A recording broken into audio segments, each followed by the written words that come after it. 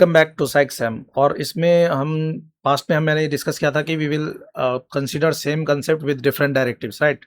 तो इसमें सबसे बेसिक जो सभी को साइकोलॉजी में पता होगा, क्लासिकल कंडीशनिंग, हम उसके ऊपर देखेंगे। चलते हैं, जो मैंने बोला था आपको कि मॉड्यूल 2 में मैं आपको ये करके दिखाऊंगा कि एक ही ओवरऑल कंसेप्ट पे जो कोर कंसेप्ट रहेगा उस पे डिफरेंट डिफरेंट डायरेक्टिव्स के कारण किस तरह से स्ट्रक्चर एंड फॉर्मेट में चेंजेस आते हैं। So how the directive decide the overall presentation, right?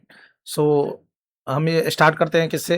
Classical conditioning. अब देखिए, डिफरेंट आंसर स्ट्रेटेजी है मॉड्यूल 2 का, तो ये चीज़ है ही। मैंने पहले भी इसमें बताया था आपको कि ये मत जानिए कि आपको क्या आता है, आपको ओवरऑल जो पूछा गया है उसके बारे में बताना पड़ेगा। You need to present what you have been asked to present, right? तो सेम टॉपिक है, डिफरेंट डायरेक्टिव्स है। तो इसके हिसाब पे आप ये देखिए कि क्लासिकल कंडीशनिंग हमने अपना वो लिया हुआ है। अब इसमें देखिए, मैं छोटा सा रिकॉल करने के लिए बता देता हूँ। नॉलेज बेस सबको पता है, पैवलोव, यूसीएस, यूसीआर, अनकंडीशन स्टिमुलस और response, condition stimulus, condition response. Important phenomena क्या है? एक्विजिशन, देन एक्सटिंक्शन, पता ही है कि क्या होता है, देन स्पॉन्टेनियस रिकवरी। अब सडन लर्न आपका एक्टिविटी अचानक से फिर से आ जाए after A phase of extension और नॉन रिवार्डिंग से पीरियड। उसके बाद जनरलाइजेशन एंड डिस्क्रिमिनेशन, वही लर्निंग किस तरह से जनरलाइज हो जाता है। मैं इसको दिखाऊंगा आपको कि रिलेशनशिप कंपोनेंट के बीच में कैसे डायरेक्टिव्स में रहता है, हमें एक्सप्लोर करना रहता है, राइट? और application and limitation is also we will discuss in different type of directive. तो अभी देखिए, सबसे पहला क्या है कि ऑब्वियसली हर एक आंसर हमारा एक जैसा नहीं होगा और कुछ चीज़ों में कंटेक्स्ट भी हमें देना पड़ेगा apart from giving the directive as well. तो फर्स्ट क्वेश्चन है आपका कि explain the process of classical conditioning. आप सिंपल शब्दों में समझिए कि आपसे एग्जामिनर इसमें पूछना क्या चाह रहा है, मतलब क्या एक्सपेक्ट करता है कि what you should write, right?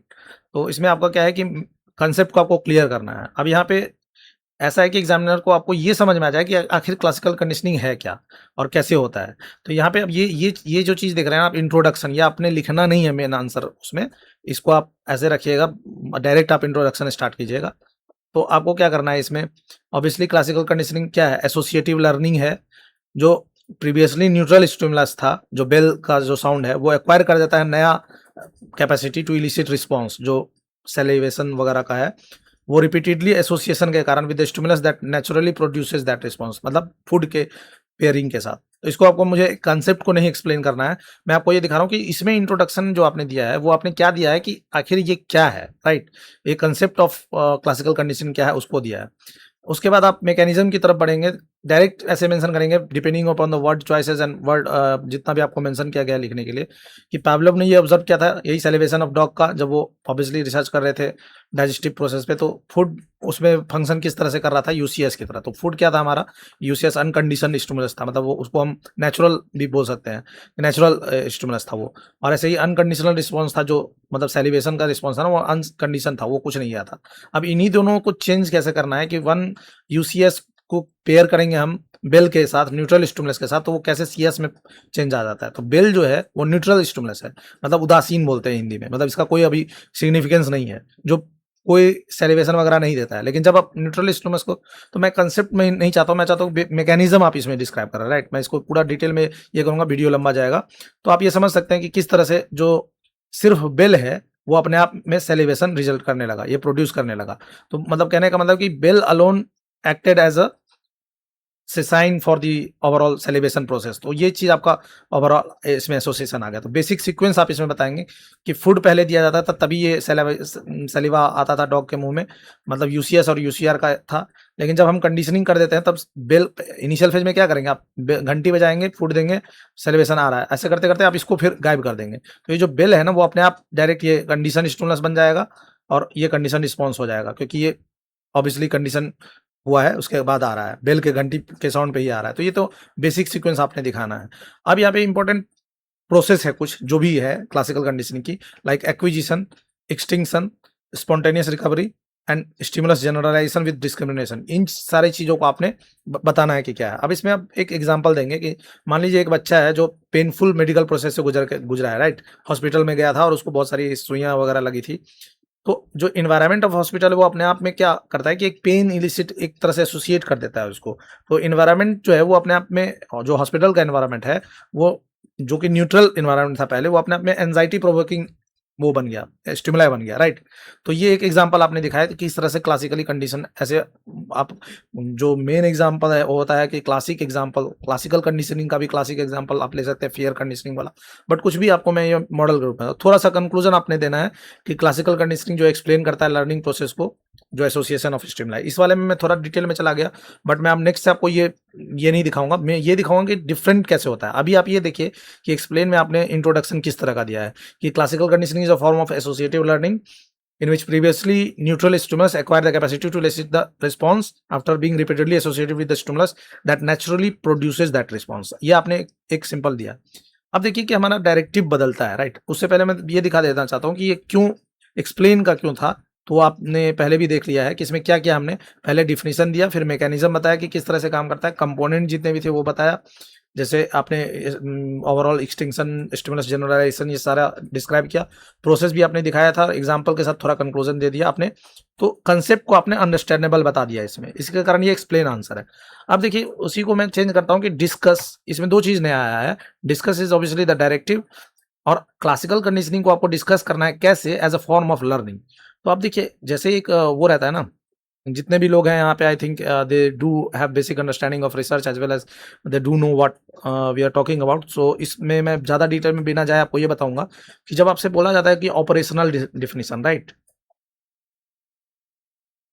Operational definition आपने देखा होगा रिसर्च में क्या करते हैं कि हम ऐसा डिफिनीशन लेते हैं जो हमारा रिसर्च का जो ओवरऑल गोल है जो भी है उसके, उसको बढ़िया से डिफाइन करते हुए उसका डेफिनेशन में चेंजेस आएगा। सर्टेन जो भी आपका मेन उद्देश्य है रिसर्च से, उस उद्देश्य के इर्द गिर्द आप ये करेंगे। तो यहाँ पे आपके क्या डायरेक्टिव तो डिस्कस है, लेकिन ये पूछ रहा है कि discuss classical conditioning as a form of learning. तो as a form of learning को आप माइंड में रखिए और देखिए कि इंट्रोडक्शन भी किस तरह से चेंज होता है हमारे प्रीवियस वन से। तो देखिए यहाँ पे हमें एक्सप्लेनेशन से ब्रॉडर डायरेक्टिव में जाना है, एक्सप्लेनेशन ही नहीं, इसमें एक्सप्लोर करना है जो रेलेवेंट डायमेंशन है। तो अब यहाँ पे मैं आपको दिखाना चाहता था कि क्यों इंट्रोडक्शन में चेंजेस आएगा। यहाँ पे देखिए, यहाँ इंट्रोडक्शन इस तरह से होता है कि classical conditioning represent an important form of associative learning. तो हमने इंट्रोडक्शन में ही ये चीज दिखाया कि किस तरह का वो लर्निंग प्रोसेस है, राइट। उसके बाद आप ये देखिए कि एसोसिएटिव लर्निंग में हमने ये दिखाया कि इसमें ऑर्गेनिज्म जो है वो एक association, relationship between stimuli establish करता है। ऑल दो यद्यपि ये सिस्टमैटिक इन्वेस्टिगेशन जो है वो इसका एसोसिएट हुआ है किससे, पैवलोव से, और ये इन्फ्लुएंस इसका जो है, लेकिन जो कहाँ तक जाता है, सिर्फ लेबोरेटरी सेटिंग तक नहीं बल्कि ओवरऑल बिहेवियरल साइकोलॉजी में आपने देखा होगा ये कितना क्लिनिकल एप्लीकेशन रखता है। ऑब्वियसली आप समझ रहे हैं कि किसकी बात की जा रही है, जो फेयर कंडीशनिंग और इन सब चीज़ों को क्लिनिकली हैंडल किया जाता है उसमें, और कंटेम्प्रेरी रिसर्च में। तो आपको ये देखना है कि कंटेम्प्रेरी रिसर्च ऑन लर्निंग में, मतलब जो सीखने की जो आधुनिक जो समानांतर प्रक्रियाएं वगैरह जो भी रिसर्च चल रही है उसमें। तो हमने इंट्रोडक्शन को किस तरह से रिफ्रेम किया, अराउंड लर्निंग, लर्निंग के आसपास हमने इसको रिफ्रेम किया है। फिर से आप इसको देखिए, आप पॉज करके बैक भी जा सकते हैं कि यहाँ पे हमने बोला था क्लासिकल कंडीशनिंग एक एसोसिएटिव लर्निंग है जिसमें न्यूट्रल स्टिमुलस एक कैपेसिटी एक्वायर करता है इलिसिट करने का रिस्पॉन्स का, तो वो कंडीशन वो बन जाता है, ठीक है, जो नेचुरली प्रोड्यूसिंग ये था। अब यहाँ पे हमने जो इंट्रोडक्शन दिया है वो हमने दिया कि ये फॉर्म ऑफ एसोसिएटिव लर्निंग है जहाँ एसोसिएशन लर्न करता है, और ये सिस्टमैटिक इन्वेस्टिगेशन जो पावलोव ने किया था, ओवरऑल इन्वेस्टिगेशन लेबोरेटरी सेटिंग में, सिर्फ वहीं तक सीमित नहीं है बल्कि ये बहुत आगे जाता है। इस तरह का हमारा इंट्रोडक्शन में चेंज हुआ। तो आपको ये हेडिंग समझ गए होंगे कि हमें एक्चुअल आंसर में ये लिखना नहीं होता है कि इंट्रोडक्शन ऐसे ये लिख रहे हैं, मैं आपको ये इजी बनाने के लिए ऐसे दिखा रहा हूँ। तो नेक्स्ट हमारा आता क्या है कि अब हम नेचर और मैकेनिज्म, ये दो चीज को डिस्कस करेंगे।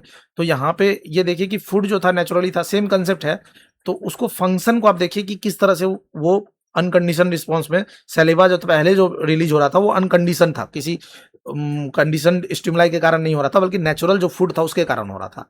लेकिन न्यूट्रल जो स्टिमुलाई होता है बेल, उसको रिपीटेडली हमारे पेयरिंग करने के बाद जो एसोसिएटेड हुआ, तो जो बेल है वो एक्वायर कर लिया ओवरऑल प्रोसेस प्रोड्यूस करने का सैलिवा का, और वो कंडीशन बन गया।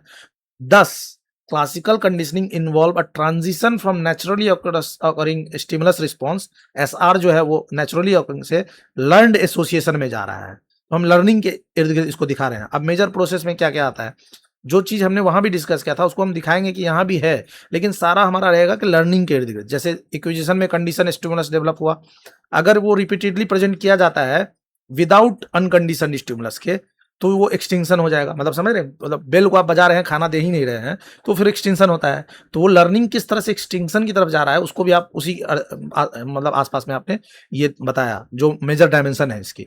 Same learning is not necessarily restricted to original stimulus, तो कैसे जनरलाइजेशन होगा लर्निंग का, वो आप देखिए। तो सारा चीज जो है वो आपको डायरेक्टिव एज वेल एज जो कंटेक्स्ट है उस पे आप ये इसको डिस्कस कर रहे हैं। ओके, सो साइकोलॉजिकल एप्लीकेशन की बात अगर करें तो प्रिंसिपल ऑफ क्लासिकल कंडीशनिंग क्या है, पहले भी अप्लाई किया गया है अंडरस्टैंडिंग इमोशनल रिस्पॉन्स का सर्टेन फॉर्म ऑफ मैलएडेप्टिव बिहेवियर में। तो आप ये डिस्कस कर रहे हैं कि किस तरह से मैलएडेप्टिव रिस्पॉन्स जो होता है उसको कंडीशनिंग प्रिंसिपल के हिसाब से हम बिहेवियरल अप्रोच अपनाते हैं और समझने में हमें मदद मिलती है, और as well as behaviour modification में। तो क्लासिकल कंडीशनिंग का आप रोल देखते हैं कि ये हमें ये समझाने में भी हेल्प करता है कि किस तरह से जो day to day emotional reaction हम देखते हैं और हमारा लर्न रिस्पॉन्स है वो कैसे इन्वायरमेंटल क्यू से भी प्रेरित होता है, राइट। तो ये आप इस तरह से साइकोलॉजिकल एक्सप्लेनेशन एप्लीकेशन इसमें लिखेंगे। Then you will also present the limitation and broader perspective. अब यहाँ पे देखिए, however learning can not always be adequately explain through the stimulus, simple stimulus association. Research ने ये भी दिखाया है कि बहुत सारे फैक्टर हैं, जैसे बायोलॉजिकल प्रिपेयर्डनेस हो गए, स्टिमुलस प्रेडिक्टिवनेस हो गए, कॉग्निटिव एक्सपेक्टेशंस हो गए, कि अगर एक्सपेक्टेंसी पहले से ही है कि अब बेल बजेगा तो खाना आएगा, तो हो सकता है वो लर्न एसोसिएशन के बदले डायरेक्ट कॉग्निशन के एक्सपेक्टेशन के कारण हो रहा है। तो ह्यूमन लर्निंग, या वैसे भी डॉग पे ये दिखाया गया था, तो हम ह्यूमन लर्निंग की अगर बात करते हैं तो कॉम्प्लेक्स प्रोसेस है जो सिर्फ बेसिक एसोसिएशन पे नहीं जाता है, राइट। तो यही एम्फेसाइज किया गया था बिहेवियरिस्ट फॉर्मुलेशन में। तो अब आप इसको देखिए कि किस तरह से आपने फ्रेम किया ओवरऑल। यहाँ पे आपने एक्सप्लेनेशन दिया, मतलब एक्सप्लेनेशन देने के बाद आपने मल्टीपल डायमेंशन को एक्सप्लोर किया, एप्लीकेशन दिखाया, लिमिटेशन, और कंक्लूजन में आप देंगे कि क्लासिकल कंडीशनिंग का जो है रोल है वो एसोसिएटिव लर्निंग में बहुत ही इंपॉर्टेंट है, और इसने मेजर कंट्रीब्यूशन दिया हुआ है, जिसमें हमें जैसे कि इन्वायरमेंटल इवेंट जो होते हैं वो किस तरह से एक्वायर कर सकते हैं बिहेवियरल सिग्निफिकेंस एसोसिएशन से हम, डिपेंडिंग अपॉन आवर इन्वायरमेंट। जैसा मैंने वो पहले वाले में हॉस्पिटल का भी जो आपका एग्जाम्पल था। उसके बाद आप लिखें, at the same time it's exploratory scope is enhanced when conditioning is considered alongside with biological and cognitive process. ये आपने ये दिया है। तो आपका ओवरऑल क्या हो गया कि आप इसको डिस्कस कर रहे हैं, राइट। जो अर्ली फ्रेमवर्क दिखाया गया था आपको फर्स्ट वाले लेक्चर में, आप देखिए तो सारा लगभग इर्द गिर्द उसी के अराउंड घूम रहा है। अब हम चलते हैं कि आते हैं कि इस पे एनालाइज के प्रोसेस पे। अगर हमारा डायरेक्टिव एनालाइज है तो एनालाइज में प्रोसेस ऑफ क्लासिकल कंडीशनिंग को हमको करना है। यहाँ 2 कीवर्ड आ जाते हैं, राइट। एनालाइज इज डायरेक्टिव, और आपसे कि किस चीज को एनालाइज करना चाह रहा है, तो break the phenomena into components. ये प्रोसेस जो है उसको एग्जामिन देयर रिलेशनशिप। अब यहाँ पे आपको देखना पड़ेगा कि अगर एसोसिएशन है तो किस तरह का वो बन रहा है, स्टिमुलस रिस्पॉन्स में जो भी एसआर बन रहा है रिलेशनशिप वो कैसा बन रहा है। तो अब ये नहीं बताना है कि क्या होता है, right. What happens in classical conditioning हमें ये जस्ट नहीं बताना है। We will also have to show that what are their components and how they interact with each other, how they are related to each other, and how the process develops overall. तो ये हमारा main goal होना चाहिए। तो अब यहाँ पे भी इंट्रोडक्शन देखिए आपका किस तरह से चेंज होगा। इसमें इंट्रोडक्शन आपका चेंज होगा, वर्डिंग जो होगी इंट्रोडक्शन की वो होती है, classical conditioning can be analysed as a process through which the psychological significance of a stimulus changes as a result of relationship with another stimulus. देखिए बात वही है, लेकिन फ्रेमिंग हम इंट्रोडक्शन का भी चेंज हो रहा है।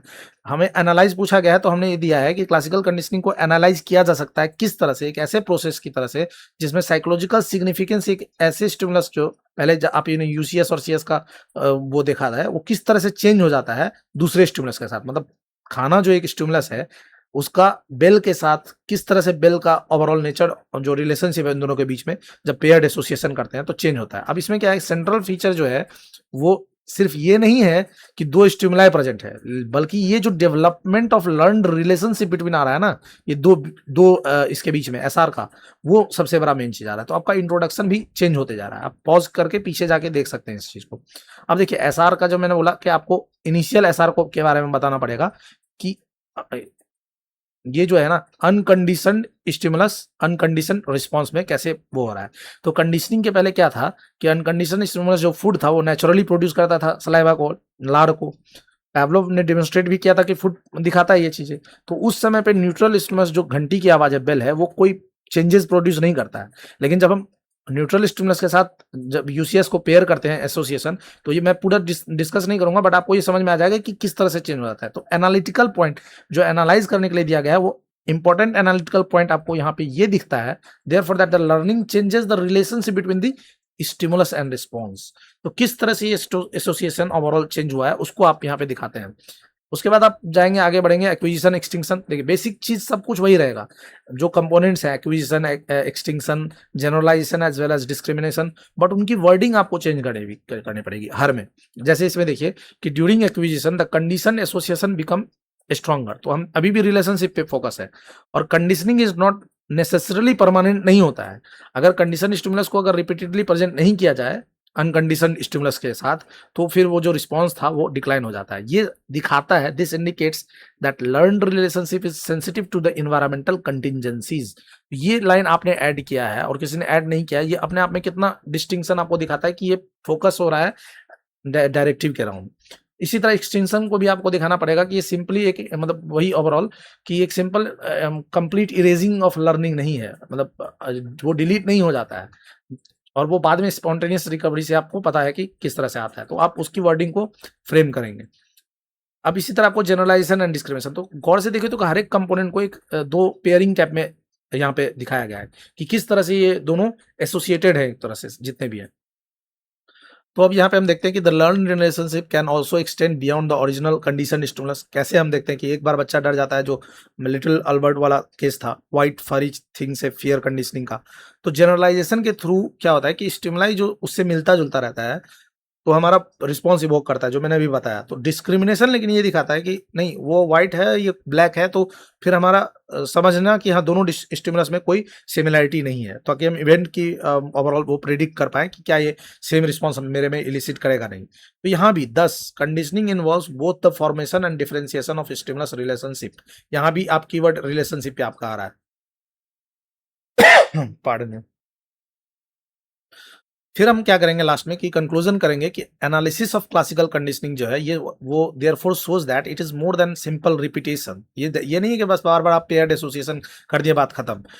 It involves changes in the predictive and behavioral significance of stimuli, the development and modification of association, the influence of environmental contingencies on learned responses। तो ये आपका डायरेक्टिव के साथ क्यों एनालिसिस है, तो हमने पूछा क्या बदलता है, कैसे चेंजेस आता है, एसोसिएशन कैसे डेवलप होता है, स्टिमुलस की फंक्शन कैसे बदलती है, एक्सटिंक्शन क्या बताता है, एंड जनरलाइजेशन एंड डिस्क्रिप्शन। तो एनालिसिस में आपने component plus relationship plus mechanism, ये तीनों चीज को आपने इंक्लूड किया, इसलिए ये एनालिसिस का हो गया।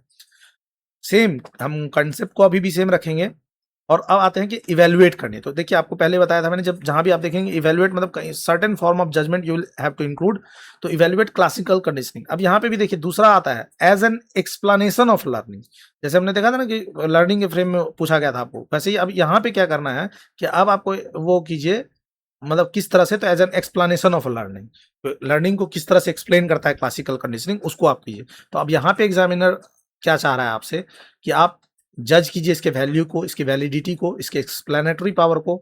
एविडेंस है आपका तो एविडेंस को आप डालिए, और क्राइटेरिया क्या है आपने जो एविडेंस यूज किया उसका।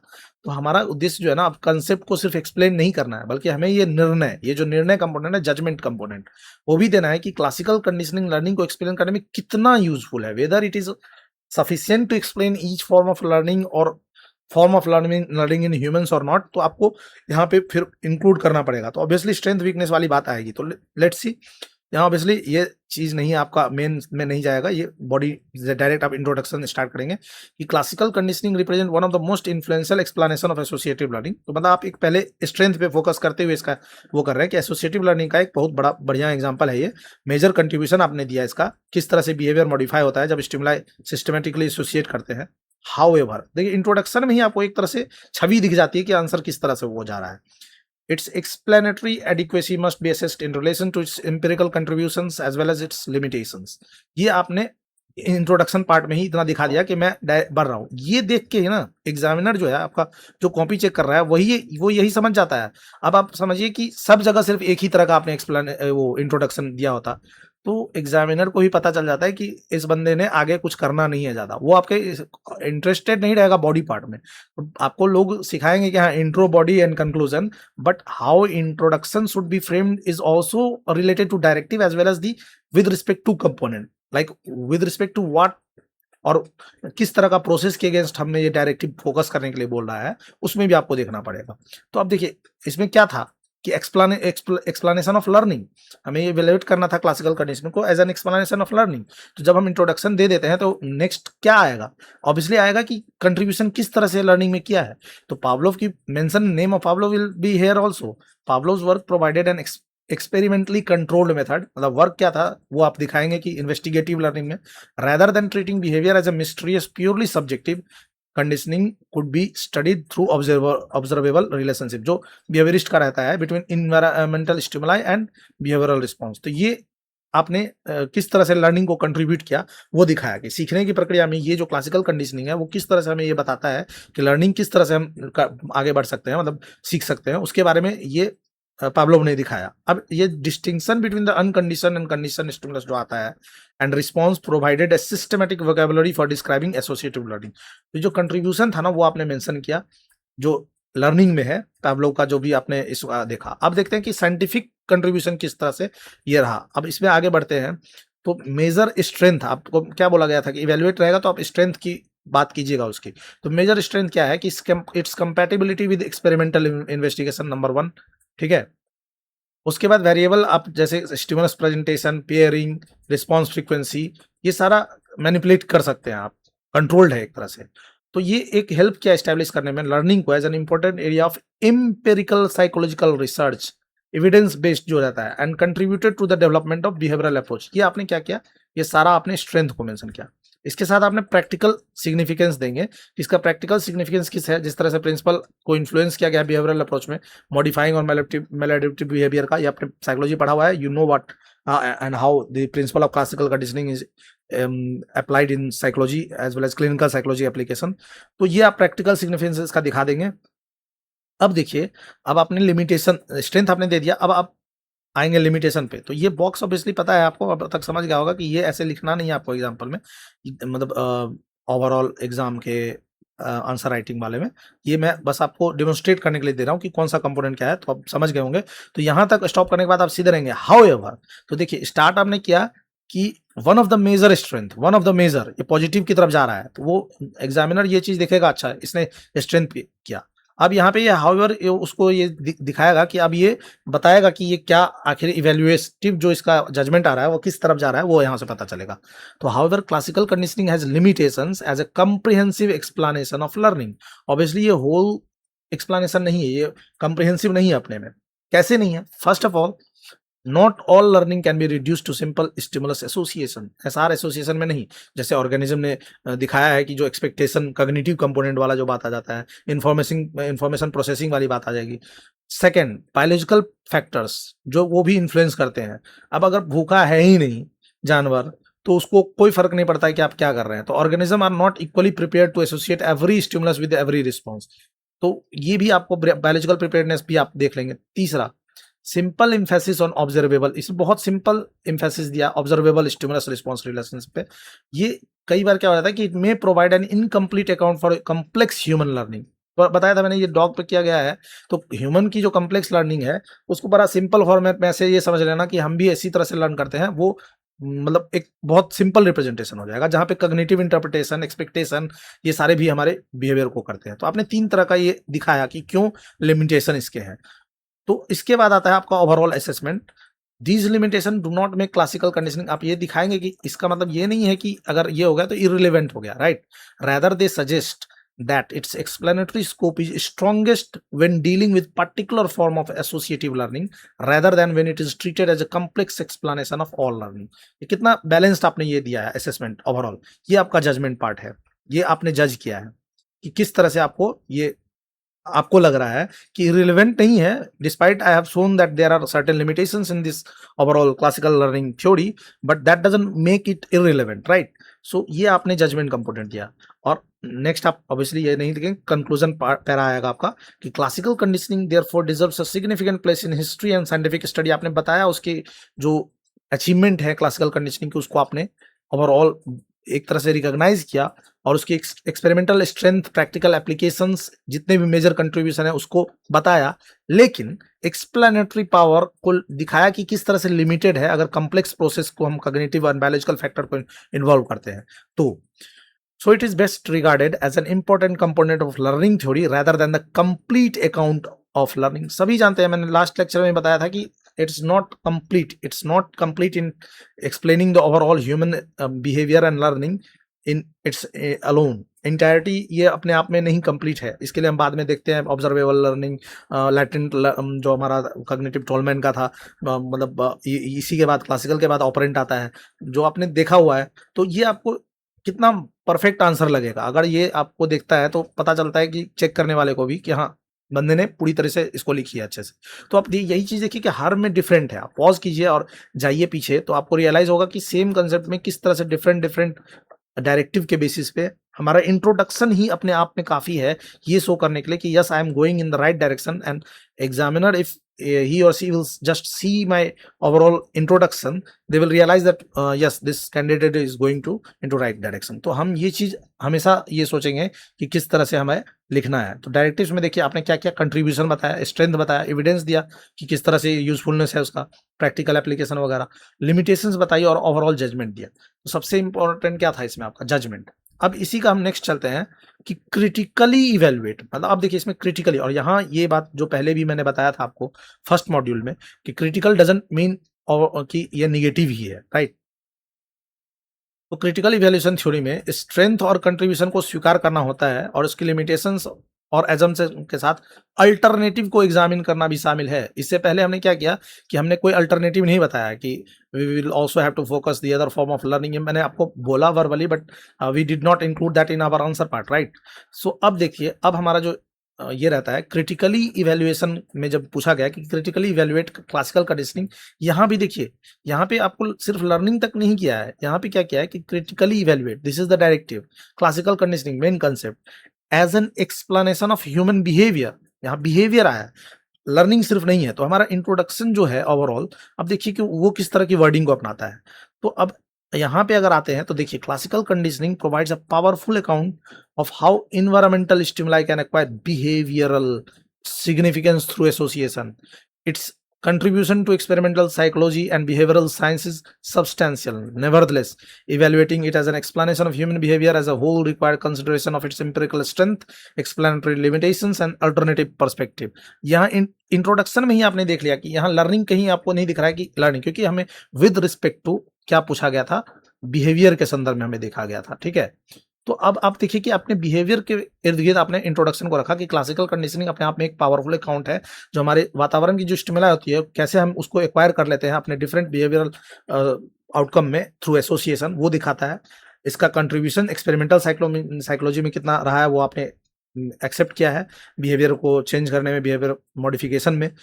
फिर भी nevertheless evaluating it as an explanation of human behavior as a whole requires consideration of its empirical strength, explanatory limitations and alternative perspective। ये जो पार्ट आया ना अल्टरनेटिव पर्सपेक्टिव, so ये यहाँ से जो आपने लिखा है वो क्रिटिकली की तरफ इशारा कर रहा है कि आप इवेल्युएट तो कर रहे हैं but you are not just simply evaluating, you are critically evaluating this. तो यहीं पे सारा खेल हो जाता है। ऑब्वियसली अब तक आप समझ चुके हैं कि these are all just for showing you how to proceed. जब आप लिखेंगे तो क्लीनली आपको ये पैरा लिखना है followed by this para, then third para, तो आपको समझ में आ गया होगा। कंट्रीब्यूशन आपने दिया, तो अब देखिए कंट्रीब्यूशन में भी आप यही मेंशन करेंगे क्लासिकल कंडीशनिंग पैराडाइम जो डिमोन्स्ट्रेट किया behaviour can be influenced by learned relationship between environmental events. तो बिहेवियर किस तरह से इन्फ्लुएंस हो सकता है वो आपने दिखाया। पावलोव के एक्सपेरिमेंटल वर्क को ये दिखाया कि कंट्रोल्ड स्टडी था रिलेशनशिप स्टडी करने के लिए, और ये किस तरह डेवलपमेंट ऑफ बिहेवियरिज्म में योगदान दिया इसका, वो आपने ये ओवरऑल देखा।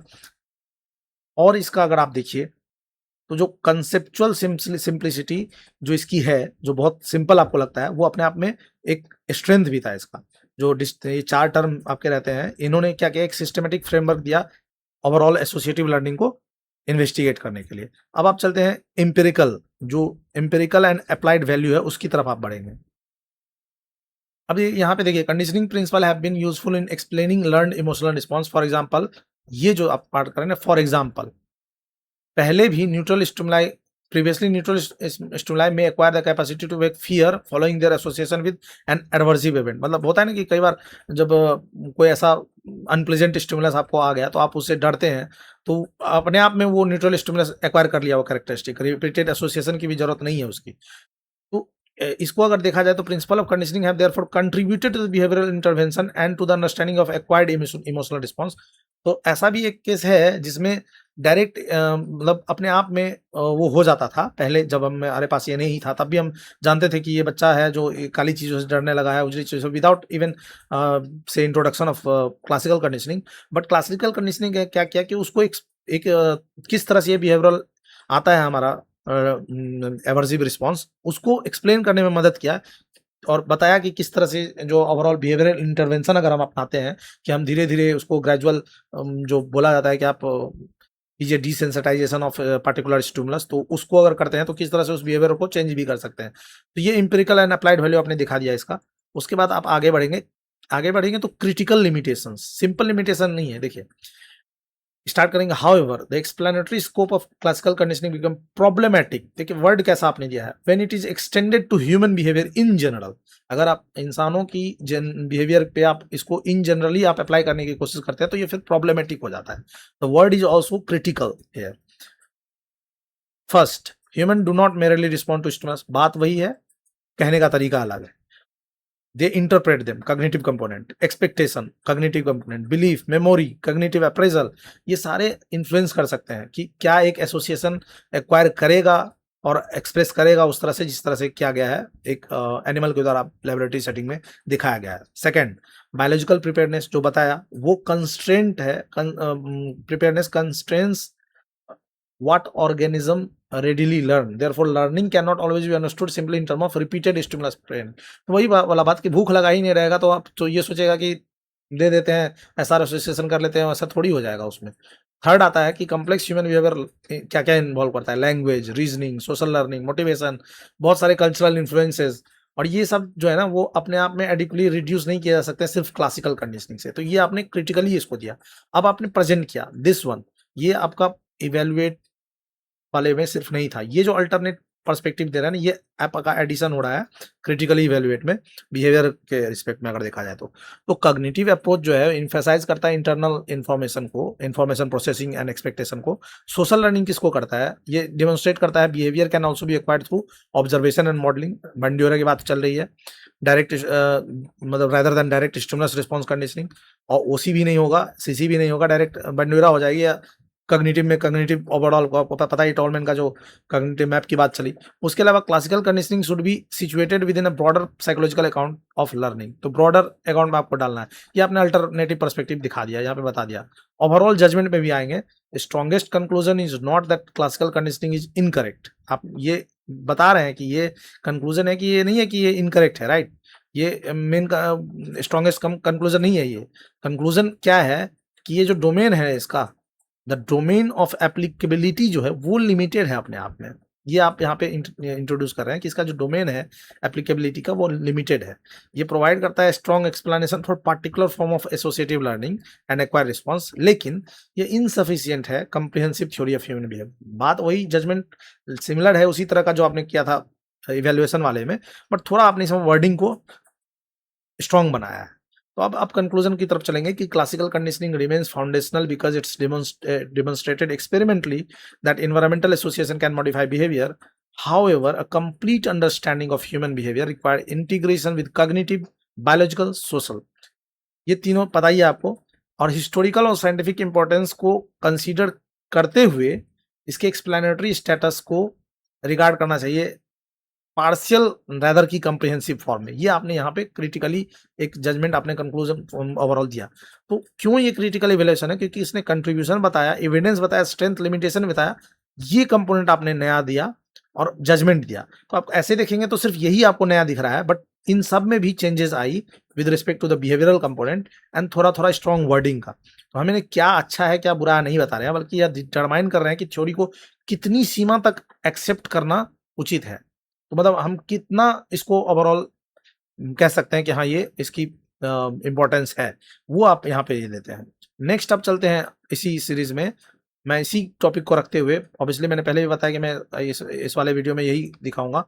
तो अब चलते हैं कंपेयर। तो ऑब्वियसली कंपेयर आएगा तो दो चीज रहेंगे, सिर्फ क्लासिकल नहीं होंगे। And I need not explain the operant conditioning and overall process, मैं जानता हूँ कि आप सबको पता है।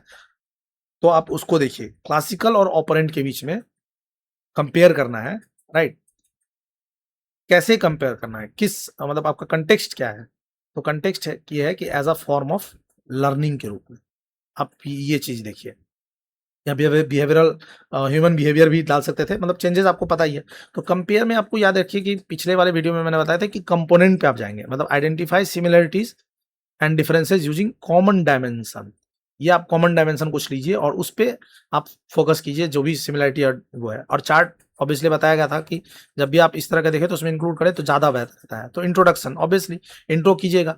क्या कीजिएगा? Classical and operant are two major form of learning associated with behavioural tradition, both explain learning in term of relationship between behaviour and environmental event. वही ऑपरेंट में रीइंफोर्समेंट वगैरह मिलता है। ऑपरेंट में जो ऑपरेटर है, जो जिस मतलब जो भी लर्निंग सीख रहा है वो अपने आप में एक्टिव पार्टिसिपेंट है। वो खुद जैसे रैट हुआ या कुछ भी हुआ तो वो एक्टिवली कुछ करता है सो दैट ही और सी गेट्स द रिस्पॉन्स, राइट। तो ये आपको पता ही है, एक्सप्लेन करने के मैं डीप में उधर नहीं जाना चाह रहा हूँ, but they differ substantially in the nature of learning process and role of consequences. ये इसमें आपने कंपेयर यहीं पे कर लिया कि दोनों जो है थोड़ा सा, यही बात मैं पहले भी कर रहा हूँ कि आपका इंट्रोडक्शन देख के ही समझ जाएगा कि हाँ ये बंदा कह रहा मतलब बढ़ेगा आगे सही से कि नहीं। क्योंकि आपने क्या किया, कॉमन बात किया कि दोनों जो है वो लर्निंग इन टर्म मतलब relationship between behaviour and environment के रूप में आपने एक कंपोनेंट पे दोनों को बताया कि दोनों सेम तरह के वो करते हैं। फिर डिफर बताया कि किस तरह से नेचर ऑफ लर्निंग प्रोसेस जो है as a role of consequence. तो ये कंपोनेंट है रोल ऑफ कंसिक्वेंस, ये कंपोनेंट है इन्वायरमेंटल इवेंट्स एसोसिएशन का। इन दोनों पे आपने बताया। तो अब देखिए यहाँ पे आप मेजर कंपेरिजन करेंगे तो इसमें आपको ऑब्वियसली मेजर थ्योरिस्ट देना पड़ेगा। यहाँ पे हमारे पैवलव साहब थे या स्किनर साहब थे। बेसिक प्रोसेस आप देंगे, यहाँ पे इस स्टिमुलस के बीच में होता है एसोसिएशन, यहाँ बिहेवियर और कंसिक्वेंस क्या मिला आपको, positive reinforcement, negative reinforcement, punishment मिला क्या है, वो सब आप देख सकते हैं इसमें रहता है ओवरऑल प्रोसेस जो है। अब बिहेवियर देखिए, इलिसिटेड है, ठीक है। ये क्या है कि ऑफन इमिटेड बिहेवियर है। यहाँ पे जो अंदर से आता है यहाँ आप वो करते हैं, ठीक है। सेंट्रल प्रिंसिपल क्या है कि स्टिमुलस स्टिमुलस एसेस होता है, मतलब क्या क्या एक फॉर्म ऑफ जो स्टिमुलस था, जो फूड था अनकंडीशन स्टिमुलस यूसीएस, वो किस फॉर्म में बदल गया, कंडीशन स्टिमुलस बेल वाले में। तो एक का फॉर्म चेंज ले लिया ये वाला। तो ये क्या है, एसएस पेयरिंग है, एसएस रिलेशनशिप है जब सेंट्रल प्रिंसिपल होता है। इसमें क्या था, बिहेवियर कंसिक्वेंस। आपने एक बिहेवियर दिया, लीवर प्रेस किया, लीवर को दबाया और आपको फूड मिला, तो वो आपका बिहेवियर और कंसिक्वेंस है। रीइंफोर्समेंट, पनिशमेंट, ये सब क्या होता है, रोल ऑफ कंसिक्वेंस का होता है। और यूसीएस में क्या है, यूसीएस जो है इंपॉर्टेंट इन कंडीशनिंग है, मतलब रोल ऑफ कंसिक्वेंस क्या है कि अनकंडीशन स्टिमुलस है। एग्जांपल आपने क्या लिया, फियर एसोसिएटेड विद हॉस्पिटल। यहाँ पे भी आप एग्जांपल देखते हैं, स्टडी पढ़ना आप ज़्यादा पढ़ने में आपका फोकस ज़्यादा हो जाता है अगर आपके ग्रेड्स जो है अच्छे ग्रेड आएंगे तो बढ़ेगा आपका ओवरऑल स्टडिंग बिहेवियर। अब एप्लीकेशन के रूप में कंडीशन एंड इमोशनल रिस्पॉन्सेज है, इसमें बिहेवियर मॉडिफिकेशन एंड एजुकेशन है। ये सारे आपको पता है, ये मेजर मतलब ये जो डायमेंशन है ना, आपको फोकस करना होगा इन सब चीज़ों पे कि आपको ये लिखने आना चाहिए, देन यू विल कंपेयर। अब यहाँ पे आप इसको लिखने के बाद भी आप आगे लिखेंगे सिमिलरिटी, एक जिस टाइप का, both form of conditioning emphasise learning through environmental experience, both demonstrate that behaviour can change systematically as a consequence of environmental contingencies, both have also contributed. यहाँ पे सारा आप दिखा रहे हैं similarity, behavioural intervention, experimental approach of learning. अब आते हैं डिफरेंसेस पे। सेंट्रल डिफरेंस क्या है, नेचर ऑफ एसोसिएशन पे। क्लासिकल में ऑर्गेनिज्म जो खुद है वो लर्न करता है कि वन स्टिमुलेट प्रेडिक्ट्स, मतलब जो घंटी जो बज रही है वो खाने के आने का संकेत हो गया है। मतलब घंटी भी एक स्टिमुलस, खाना भी एक स्टिमुलस। ऑपरेंट में क्या है, जो बिहेवियर है, मतलब पुशिंग द लीवर, ये अपने आप में एक बिहेवियर है। वो पेलेट्स मिल रहा है, खाने का जो मिल रहा है वो कंसिक्वेंस है, मतलब मिला आपको या कोई भी एक फॉर्म। तो ये आपका डिफरेंस है। एग्जाम्पल के लिए आपने दे दिया, ये चाइल्ड जो है वो हॉस्पिटल से जो पहला था हमारा, अब इसको मैं पढ़ूंगा नहीं इतना। इन कॉन्ट्रास्ट, अगर child studies more about good grades following studies, तो बिहेवियर जो क्या है इन्फ्लुएंस होगा थ्रू ऑपरेंट कंडीशनिंग का। अगर आप दोनों का एग्जांपल ये दे देंगे, यहाँ पे दिखा देंगे। 10 both form of conditioning explain learning through environmental relationship, but classical conditioning primarily concern learn stimulus association, whereas operant focuses on the consequence of behaviour. तो ये चीज को आप समझ लीजिए। तो कंपेयर था, ये क्यों था, क्योंकि हमने कॉमन डायमेंशन लिया, सिमिलरिटीज दिखी, डिफरेंसेस लिखी, कंक्लूजन लिखा। कंटिन्यू रखते हैं इस सीरीज को, आगे चलते हैं इलस्ट्रेट में। इलस्ट्रेट में क्या होता है कि आपको उदाहरण सहित समझाना, मतलब आप एग्जाम्पल दीजिएगा और ऐसा कीजिए कि मेरे को एग्जाम्पल से समझ में आए। तो illustrate classical conditioning with suitable example, यही चीज हुआ। तो इलस्ट्रेट में एग्जामिनर क्या चाहता है कि आप एग्जाम्पल दीजिए और make the explanation concrete through the appropriate examples, मतलब आप सॉलिडिफाई हो जाए, ऐसा कुछ कीजिए, ऐसा एग्जांपल दीजिए। तो अब आपका यहाँ पे आते हैं, यहाँ पे देखिए स्टार्ट ही होता है। क्लासिकल कंडीशनिंग क्या है? एक एसोसिएटिव लर्निंग है जिसमें प्रीवियसली न्यूटन सिस्टम्स आप ये देंगे, सिंपल है। उसके बाद पेवलोवियन का एक्सपेरिमेंट बताएंगे, बेसिक इलस्ट्रेशन, फूड नेचुरली किस तरह से बन जाता है, सिर्फ बेल के बारे में आप लिखेंगे। एग्जाम्पल स्टार्ट करेंगे इंट्रोडक्शन के बाद। एग्जाम्पल फियर, फियर में क्या है? चाइल्ड को पेनफुल मेडिकल, वही जो चीज हुआ वो आपने एग्जाम्पल दे दिया। Example to food preference, particular food में become associated with pleasant social letter merely seeing smelling that food में प्रोड्यूस पॉजिटिव। मतलब आप चाहते हैं कि मम्मी के हाथ का बना हुआ खाना या दादी के नानी के हाथ का बना हुआ कुछ पर्टिकुलर टाइप का फूड, तो आपको पता है कि वो आपको अपने आप में एक पॉजिटिव ओवरऑल स्मेल से ही आपको याद आ जाएगा कि हाँ ये इस तरह का इमोशनल रिएक्शन आपको इलिसिट होगा। तो फूड प्रेफरेंस में आ गया। थर्ड में इन्वायरमेंटल क्यू क्या है? जैसे एक स्टूडेंट है, वो रिपीटेडली क्या करता है कि एक्सपीरियंस होता है उसको एग्जामिनेशन के बिफोर एंजाइटी, पर्टिकुलर एक क्लासरूम में, क्लास 1A में, क्लास 1B में। तो क्या हो गया कि ओवर टाइम जो उस रूम में घुसते ही उसको एंजाइटी आने लगता है, सिर्फ इन्वायरमेंटल क्यों होने के कारण। तो ये एसोसिएशन हो गया है, एग्जामिनेशन रिलेटेड स्ट्रेस जो था वो एसोसिएटेड हो गया किससे? तो जो न्यूट्रल अपने आप में है रूम का जो इन्वायरमेंट है उससे। तो ये तीनों एग्जाम्पल आप क्या शो करता है कि क्लासिकल कंडीशनिंग जो है वो प्रीवियसली न्यूट्रल स्टिमुलाई जो थे उसको एक्वायर करने का एक क्षमता रखता है, psychological significance association with other stimuli. अगर कोई दूसरे स्टिमुलाई के साथ आप अगर उसको एसोसिएट करते हैं, तो ये इलस्ट्रेशन जरूरी था, इसमें आपने एक्सप्लेनेशन दिया और रिलेवेंट एग्जाम्पल दिए। तो एग्जाम्पल जो है वो डेकोरेशन नहीं बल्कि कंसेप्ट को के ओवरऑल अंडरस्टैंडिंग को डेमोन्स्ट्रेट करता है, ये आपको दिखाता है।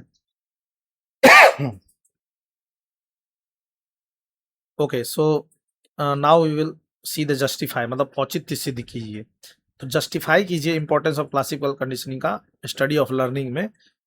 जस्टिफाई कि क्या महत्व है इसका। तो इसका मतलब क्या करना है? जस्टिफाई का मतलब कि आपको इस्टेब्लिश करना है और डिफेंड करना है प्रोपोजिशन, जो मैंने आपको ये बताया था कि you will present certain kind of proposition and you need to defend that proposition, right? If you are being asked to justify your stance, justify your position, कुछ भी होता है, आपने देखा होगा मेजर पॉलिटिकल डिबेट में भी ये होता है कि if you are going to introduce such and such policy, justify why you will do that।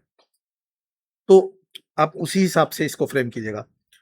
So here also classical conditioning deserves an important place in study of learning process or learning because it provided one of the earliest systematic experimental demonstration that environmental association can modify behavior। तो इसका historical और scientific भी है। ये आपने किस तरह से दिया कि पहले से ही आप ये फोकस कर रहे हैं कि क्यों महत्व है क्लासिकल कंडीशनिंग का, क्योंकि एक इंपॉर्टेंट प्लेस है इसका लर्निंग के स्टडी में, और हिस्टोरिकल और साइंटिफिक भी रहा है ये। इसलिए एक्सपेरिमेंटल फाउंडेशन की बात करेंगे कि किस तरह से पैवलोव ने डेमोन्स्ट्रेट किया कि स्टिमुलस जो इनिशियली जो नहीं प्रोड्यूस करता था कोई भी रिस्पॉन्स, वो अपने आप में कैपेसिटी गेन कर लिया। तो ये एक सिस्टमेटिक फ्रेमवर्क दिखाता है। साइंटिफिक आप दिखाएंगे कि क्लासिकल कंडीशनिंग जो कंट्रीब्यूट किया overall development of objective approach to study of the behaviour, जैसे कि एक्विजिशन, एक्सटिंक्शन, जनरलाइजेशन, डिस्क्रिमिनेशन, ये 4 मेजर कंपोनेंट को इनको आप सिस्टमेटिकली स्टडी कर सकते हैं। अप्लाइड सिग्निफिकेंस की बात करेंगे कि प्रिंसिपल्स जो हैं उन्होंने किस तरह से कंट्रीब्यूट किया हमारे ओवरऑल अंडरस्टैंडिंग को, like emotional response, condition, fear response, इन सब के बारे में। तो किस तरह से सब्सिक्वेंटली इन्फ्लुएंस किया हमारे बिहेवियरल अप्रोच को, साइकोलॉजिकल इंटरवेंशन जो बाद में हम थेरेपीज वगैरह में देखते हैं उसको। और ब्रॉडर जाते हैं कंट्रीब्यूशन इसकी, और बड़ी बात करते हैं तो कंडीशनिंग पैराडाइम जो है अपने आप में एक पैराडाइम है, वो किस तरह से इन्फ्लुएंस किया ओवरऑल बिहेवियरल साइकोलॉजी के डेवलपमेंट को, और further investigation into role of environmental experience in behaviour. तो किस तरह इसका महत्व आपने देखा कि इवन दो कि ये अपने आप में महत्वपूर्ण है, बट ये लर्निंग थ्योरी में नहीं बल्कि ओवरऑल ह्यूमन को बिहेवियर को समझने के लिए किस तरह से कंट्रीब्यूट किया है इसने। उसके बाद आप क्वालिफिकेशन की तरफ जाएं तो its importance should not however be interpreted as an evidence that conditioning explain every form of learning, cognitive, biological, same आपका यहाँ पे देना पड़ेगा। कंक्लूजन में आप ये देखेंगे कि conditioning can B therefore justified as a foundational framework in learning psychology because it provided a rigorous experimental demonstration of associative learning, generated influential concept and contributed to important applications. Significance is strongest when it is understood as a major component of learning theory rather than the complete। मतलब अगर इसका ये बोलते हैं कि if someone ask you that will you consider classical conditioning as a major component of learning theory, तब आप आराम से कह सकते हैं yes I will, बट अगर आपसे पूछता है वर्डिंग की will you consider classical conditioning as a comprehensive form of explanation to human learning, तो ऑब्वियसली आप थोड़ा हेजिटेट करोगे, ऑब्वियसली थोड़ा क्या आप करोगे कि नहीं नहीं, no it's not comprehensive but it's rather it does have certain significance, like it has strongest support, major support that overall learning theory में इसने बहुत कंट्रीब्यूट किया है, बट ये अकेला काफी नहीं है। तो जस्टिफिकेशन आपने दिया, कुछ क्लेम किया, उसका एविडेंस दिया, रीजनिंग दी, क्वालिफिकेशन दिया, कंक्लूजन दिया। क्लेम क्या किया था कि आपने कि इसका जो ओवरऑल इंपॉर्टेंस है एसोसिएशन में मॉडिफाई करने का बिहेवियर का, वो आपने बताया था, उसको आपने दिखाया कि किस तरह से ये काम करता है। तो जस्टिफिकेशन में आपको प्रपोजिशन को डिफेंड करते हैं, सिर्फ डिस्क्राइब नहीं करते हैं। तो ये चीज़ मैंने आपको इतना ये कर दिया है, दिखा दिया है कि किस तरह से करते हैं। अब देखिए एक छोटा-सा बॉक्स है इसमें, तो देखा जाए तो किस तरह से चेंज हुआ वो देखते हैं। जब एक्सप्लेन आया तो हम क्या लिखे, Pavlov demonstrated classical conditioning through experiment with dog, food जो है वो नेचुरली ये करता है, मतलब जो चीज़ है। जब हमने कंसेप्ट को मतलब सिंपली क्लियर किया, जब एनालाइज़ आया तो हमारा फोकस किस पे था कि रिलेशनशिप में, ठीक है? और चेंज और मैकेनिज़्म में जो भी आ रहा है। उसके बाद अगर हम बात करते हैं इवैल्यूएट में, तो इवैल्यूएशन में हमारा क्या था कि अभी जो फ़ोकस है उसमें क्या था, कंट्रीब्यूशन, लिमिटेशन प्लस जजमेंट। ये कंपोनेंट जहाँ भी आप इवैल्यूएट देखेंगे, जजमेंट कंपोनेंट को आप याद रखेंगे, राइट? तो जितने भी आपने ये अभी तक देखा क्या था कि सेम नॉलेज है आपके पास, इसलिए मैंने इसको चूज़ किया था। और डिफरेंट डायरेक्टिव के अंदर में, डिफरेंट कंटेक्स्ट के अंदर में आपका इंट्रोडक्शन ही अपने आप में काफ़ी है ये बताने के लिए कि whether you are going in right direction और नॉट। तो एक्सप्लेन में क्या था, 3 डायरेक्टिव में सबसे अगर देखा जाए एक्सप्लेन, एनालाइज़ एंड इवैल्यूएट में, एक्सप्लेन में क्या और कैसे होता है, एनालाइज़ में इसके पार्ट्स, कंपोनेंट्स कैसे रिलेटेड हैं और कैसे काम करता है, और इवैल्यूएट में कितना वैलिड है, क्या ये एडिक्वेट है, ये आप दिखाते हैं। तो ये चीज़ आप देख सकते हैं।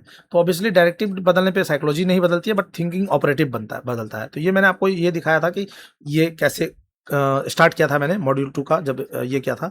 अब मैं आपको इसी को थोड़ा कवर कर लेता हूँ यहाँ पे कि हमने किस तरह से देखा इसको ओवरऑल। एक्सप्लेन में क्या देखा हमने कि कंसेप्ट को क्लियर अंडरस्टैंडेबल बनाया इसमें। आप पॉज़ कीजिए, पीछे जाइए अगर आपको नहीं अभी भी वो हो रहा हो, समझ में आ रहा हो तो। डिस्क्राइब में हमने फीचर्स लिए, कंपोनेंट को सिस्टमैटिकली प्रस्तुत किया। डिस्कस में हमने मल्टीपल रिलेवेंट डायमेंशन पे चर्चा की।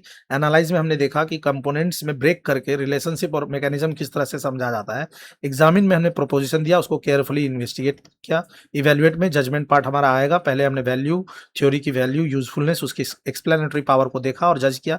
क्रिटिकली जब वर्ड आई तो हमारी स्ट्रॉन्ग वर्डिंग भी हो गई, जब हमने इंट्रोडक्शन भी दिया था और लेटर कंक्लूजन में भी हमने थोड़ा स्ट्रॉन्ग वर्ड यूज़ किया। बट हमारा ओवरऑल स्ट्रक्चर सेम रहा, बस इसमें हमने क्या किया कि कुछ अल्टरनेटिव्स दिए क्रिटिकली इवैल्यूएट में। कंपेयर आता है तो हमने कॉमन डायमेंशन पे सिमिलरिटीज एंड डिफरेंसेस को स्टैब्लिश किए। इलस्ट्रेट में दिखाना पड़ता है तो हमने एग्जाम्पल के माध्यम से कंसेप्ट को ओवरऑल कंक्रीट बनाया। और जस्टिफाई में हमने एविडेंस और रीजनिंग से प्रोपोजिशन को डिफेंड किया। तो ये मैंने ओवरऑल आपको कवरेज दिखा दिया है कि क्या है। अब हम थोड़ा सा बस इसमें क्या रहता है कि आपको ये चीज़ हमेशा ध्यान देना है कि मुझे टॉपिक आता है। ऐसा कोई भी बंदा नहीं होगा यहाँ पे जिसने क्लासिकल कंडीशनिंग के सारे कंपोनेंट, सारे जितने भी हैं उसके बारे में पढ़ा ना हो। तो सबको इतना पढ़ा है, लेकिन ये अज्यूम कर लेना कि डिस्क्रिप्टिव आंसर मैं बस पढ़ लिया हूँ तो मैं लिख सकता हूँ, ये अपने आप में बहुत डेंजरस है, राइट? तो अगर स्टूडेंट को अगर क्लासिकल कंडीशनिंग का पूरा कंटेंट याद हो भी सकता है, तब भी वो एक्सप्लेन में क्या करेगा, बेमतलब का क्रिटिसिज्म भर देगा। एनालाइज वाले में सिर्फ डिफिनीशन लिखेगा। इवैल्यूएट वाले में थ्योरी को डिस्क्राइब कर दिया, कहीं जजमेंट कंपोनेंट डाला ही नहीं। कंपेयर वाले में उसने पहले ए फिर बी दोनों को ले लिया बिना कोई डायमेंशन का, मतलब कंपेयर करने के लिए बोला है तो लगे बैठ के कि हाँ ठीक है क्लासिकल कंडीशनिंग क्या है, पूरा एकदम भर दिया 3 पैरा। फिर क्या है कि ऑपरेंट कंडीशन क्या है, पूरा भर दिया। कोई मतलब नहीं बनता है कि आपने कॉमन डायमेंशन लिया नहीं लिया। आप मन में एकदम खुश हो के I have written perfect answer, I know that I have written each and everything, no one else would have written that, और अपने आप को शाबाशी दे रहे हो, पीठ ठोक रहे हो, बट जब नंबर आता है तो फिर लग जाते हैं। तो आपको ये रहना चाहिए। तो मैंने पहले भी बताया था, किसी भी आंसर को शुरू करने से पहले आप 10 सेकंड 4 चीज़ों को आइडेंटिफाई कीजिए। टॉपिक है क्या, डायरेक्टिव क्या है, स्कोप क्या है, जजमेंट देना भी है कि नहीं देना है, ये आप देख के। तो ये मैंने इसके बाद आपको ये करना है। अब आपकी टास्क है कि इंटेलिजेंस की ये स्क्रीनशॉट लीजिए या आप पॉज कीजिए, इनको आप लिखिए, सिर्फ इंटेलिजेंस का, theories of intelligence, relationship between intelligence and creativity. यहाँ पे 2 दिया गया है, जस्ट लाइक OCNCC जो दिया गया था उसी तरह से मैं यहाँ पे ये कर रहा हूँ ताकि आप रिलेशनशिप को देख पाए। तो उसी तरह से यहाँ पे इंटेलिजेंस है, क्रिएटिविटी है। इवेल्युएट कीजिए स्पेयरमैन थ्योरी ऑफ इंटेलिजेंस को। तो जैसे इवेल्युएट आया तो यहाँ पे आपको अपना जजमेंट देना पड़ेगा, ठीक है। क्रिटिकली इवेल्युएट के Gardner theory of multiple intelligence को, तो मतलब गार्डनर के अलावा भी क्यों और की जरूरत पड़ी वो आप ऑब्वियसली जान ही रहे हैं कि अल्टरनेटिव डालना पड़ेगा। कंपेयर करना है तो इसमें आपको जो बताया गया है, तो what does this directive force me to do, ये आपको हमेशा याद रखना है। तो फाइनल टेक अवे के साथ हम इस मॉड्यूल को अंत करेंगे। And from next lecture onward I have decided to shift my focus onto the official question paper of say UPSC, actual previous year question of UPSC as well as Union Uttar Pradesh Public Service Commission, so UPPSC, right? तो मैं इनकी question अगर मुझे मिलती है, specially UPPSC, I haven't found the official means question paper yet, but I do have the official question paper of UPSC, so I will try to solve the official question next. तो मैं अगला video जो भी लेके आऊँगा उसमें मैं 2 और 3 जो भी जितना भी हो सकता है within time frame of 30 minutes I will try to solve that. So तब तक के लिए thank you for watching, keep learning.